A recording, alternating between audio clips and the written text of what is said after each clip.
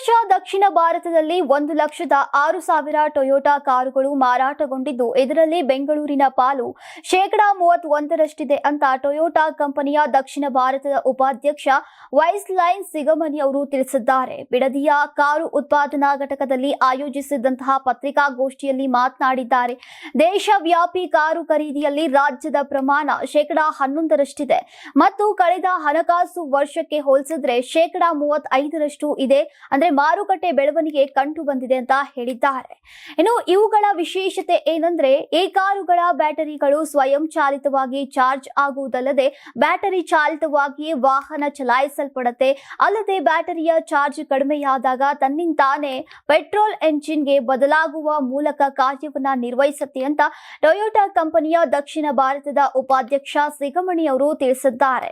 ನೂತನ ಹೈಬ್ರಿಡ್ ಕಾರುಗಳು 60% ಎಲೆಕ್ಟ್ರಿಕ್ ಮೂಲಕವೇ ಚಲಾಯಿಸುತ್ತವೆ. ಇದು ನಗರದಲ್ಲಿ ಏರುಗತಿಯಲ್ಲಿರುವಂತಹ ವಾಯು ಮಾಲಿನ್ಯ, ಶಬ್ದ ಮಾಲಿನ್ಯ ತಡೆಗಟ್ಟುವಲ್ಲಿ ಗಣನೀಯ ಕೊಡುಗೆ ನೀಡುವಂತಹ ಜೊತೆಗೆ ಗ್ರಾಹಕರಿಗೆ ಉತ್ತಮ ಮೈಲೇಜ್ ನೀಡುವ ಮೂಲಕ ಹಣಕಾಸಿನ ಹೊರೆಯನ್ನ ತಗ್ಗಿಸಲಿವೆ ಅಂತ ತಿಳಿಸಿದ್ದಾರೆ.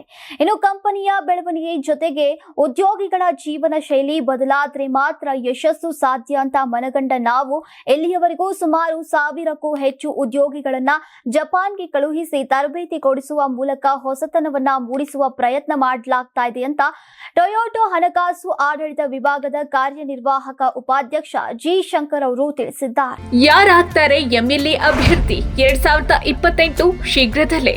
ಪ್ರತಿದಿನ ಒಂದೊಂದು ಕ್ಷೇತ್ರದ ಟಿಕೆಟ್ ಆಕಾಂಕ್ಷಿಗಳ ಸಂಪೂರ್ಣ ಮಾಹಿತಿ ಪೊಲಿಟಿಕಲ್ ಜರ್ನಲಿಸ್ಟ್ ಕೆಎಂ ಶಿವಕುಮಾರ್ ಅವರಿಂದ.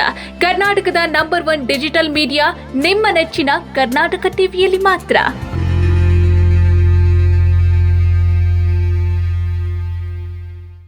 ನೀವು ಸಣ್ಣ ಆಗ್ಬೇಕಲ್ವಾ? ಅದು ಒಂದು ಉತ್ತಮ ಆಹಾರದಿಂದ ಸಣ್ಣ ಆಗ್ಬೇಕಲ್ವಾ? ಪ್ರತಿದಿನ ನಮ್ಮ ಜೀನಿ ಸ್ಲಿಮ್ ನ ಯೂಸ್ ಮಾಡಿ ಯಾವುದೇ ಸೈಡ್ ಎಫೆಕ್ಟ್ ಇಲ್ದಂಗೆ ನೀವು ಸಣ್ಣ ಆಗ್ತೀರಾ.